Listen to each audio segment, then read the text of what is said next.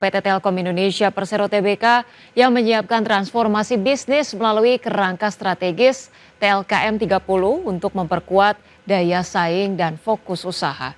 Strategi ini mencakup streamlining portofolio, reformasi budaya kerja, serta monetisasi aset dan kemitraan strategis untuk menciptakan unlock value.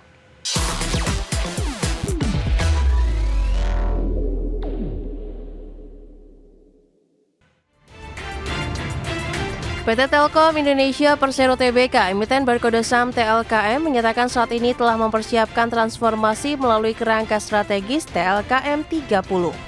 Kerangka strategis TLKM 30 ini nantinya akan menjadi fondasi Telkom Indonesia dalam memperkuat daya saing agar tetap kompetitif dan relevan di tengah kondisi dinamika industri global. Senior Vice President Group Sustainability and Corporate Communication Telkom Indonesia, Ahmad Reza, mengatakan, dalam TLKM 30 nantinya akan dilakukan penataan portofolio bisnis atau streamlining, budaya kerja, hingga menciptakan unlock value dengan cara mendorong monetisasi aset dan kemitraan strategis sehingga bisnis Telkom Indonesia akan lebih fokus.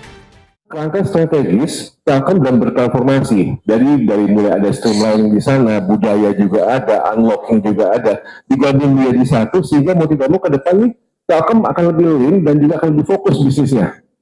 Jadi yang seperti teman-teman ketahui bersama, kita sudah berubah menjadi B2B buat Telkomnya, di mana ada Holdco dan OpCo. Dengan demikian, bisnis Telkom tentunya akan lebih fokus. Apabila ada yang tidak sesuai dengan portfolio, mungkin akan disesuaikan atau mungkin akan dikembangkan jauh lebih baik lagi.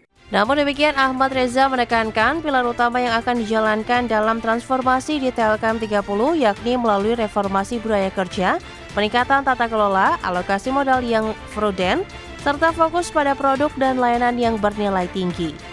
Dari Jakarta, Rika Nuardi, IDX Channel. Pemirsa, PT Bayan Resources Tbk mencatatkan penurunan laba bersih sepanjang 2025 di tengah melemahnya harga jual rata-rata batu bara. Meski volume penjualan dan produksi meningkat signifikan, pendapatan perseroan tertekan akibat penurunan average selling price.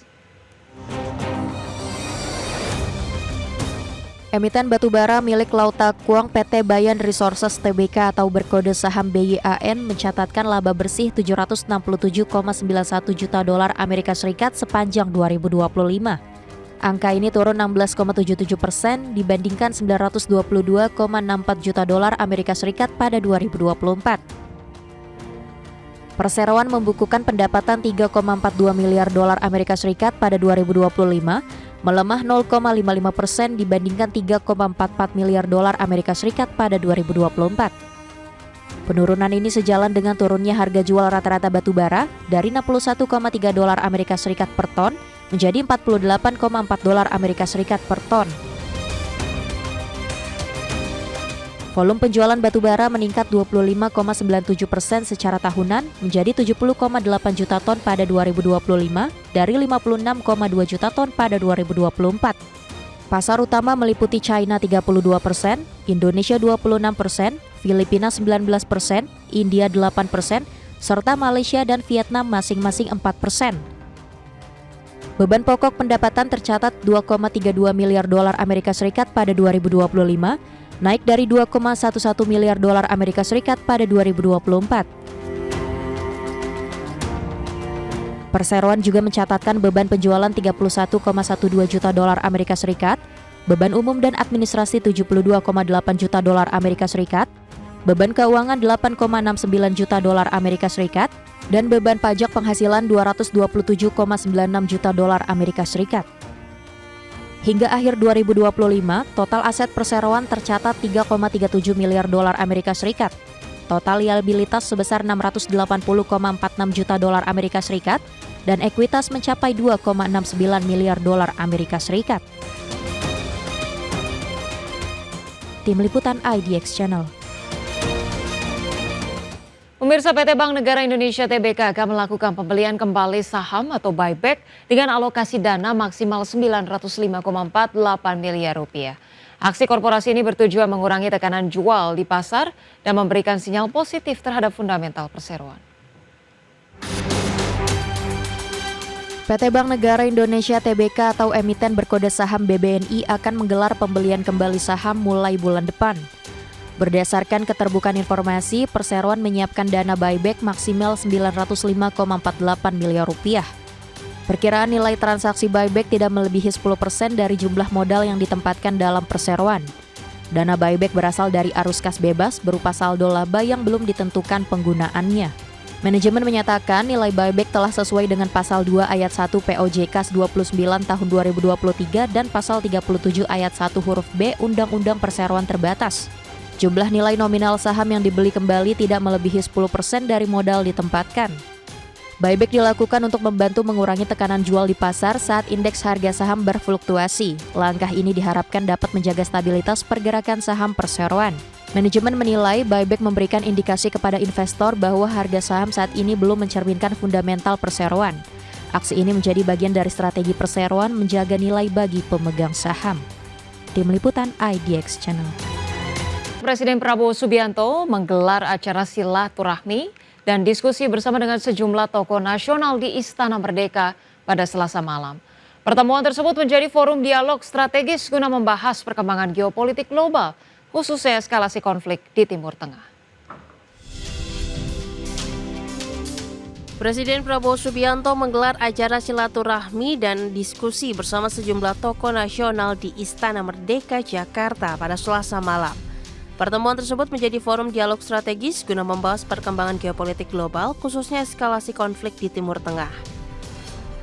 Mantan Menteri Luar Negeri Hasan Wirayuda mengungkapkan bahwa Presiden Prabowo memberikan pemaparan komprehensif mengenai situasi internasional terkini. Ia juga menambahkan bahwa diskusi turut menyoroti melemahnya efektivitas tatanan global. Menurut Hasan, dalam forum tersebut Presiden Prabowo juga menggambarkan tantangan yang dihadapi Indonesia di tengah pusaran konflik global. Hasan menambahkan bahwa pembahasan tidak hanya mencakup aspek keamanan dan perdamaian dunia, tetapi juga potensi dampak ekonomi yang luas. Presiden memberikan update, briefing tentang berbagai perkembangan terbaru yang terjadi di dunia, khususnya berkaitan dengan yang selama ini sudah menjadi perhatian banyak di antara kita, yaitu mengenai yang paling mutakhir tentunya perkembangan perang maksud saya, atau serangan Amerika dan Israel terhadap Iran. Didiskusikan implikasinya apa terhadap kita, terhadap dunia. Ketika tatanan dunia sudah tidak lagi efektif dan tidak ada lagi peluang kepada negara yang menjadi korban serangan militer untuk mengadu kepada siapa, karena PBB sudah tidak berperan dan aturan atau rule-based order hanya on paper, dan memang tidak ada kekuatan pemaksa, apalagi kalau itu berkaitan dengan negara-negara besar. Turut hadir dalam silaturahmi dan diskusi tersebut adalah Presiden ke-6 RI Susilo Bambang Yudhoyono, Presiden ke-7 RI Joko Widodo, Wakil Presiden ke-13 Ma'ruf Amin, Wakil Presiden ke-10 dan ke-12 Yusuf Kala, serta Wakil Presiden ke-11 RI Budiono. Dari Jakarta, Tim Liputan, IDX Channel.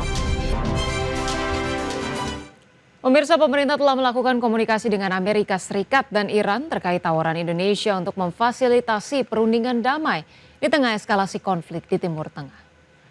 Menteri Luar Negeri Sugiono mengungkapkan pemerintah telah menyampaikan secara langsung niat Indonesia tersebut dalam komunikasi telepon dengan Menteri Luar Negeri Iran, Abbas Araghchi. Dalam percakapan itu, Sugiono juga menekankan pentingnya seluruh pihak kembali ke meja perundingan.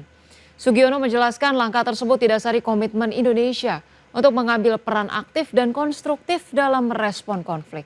Menurutnya, dialog dan diplomasi tetap menjadi jalan terbaik untuk meredakan ketegangan dan mengakhiri konflik.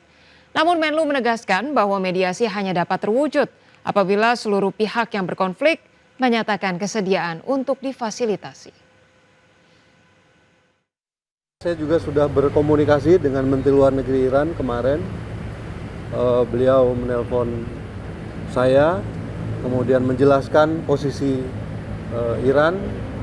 Tentu saja kami menyampaikan juga sikap Indonesia bahwa kita menyesalkan perundingan yang terjadi kemudian gagal, yang berakibat pada terjadinya eskalasi. Kemudian kita juga menekankan lagi prinsip-prinsip penghormatan kita terhadap integritas wilayah, terhadap kedaulatan wilayah satu negara. Kemudian kita juga menekankan kembali pentingnya untuk kembali ke meja perundingan, dan juga yang pasti kami menyampaikan lagi keinginan dari Bapak Presiden untuk menjadi mediator dalam upaya mendinginkan dan menurunkan eskalasi di wilayah tersebut. Dan ini merupakan pandangan-pandangan yang juga beliau terima. Saya juga menyampaikan concern dari rekan-rekan kita yang ada di negara-negara Teluk terhadap serangan yang mereka.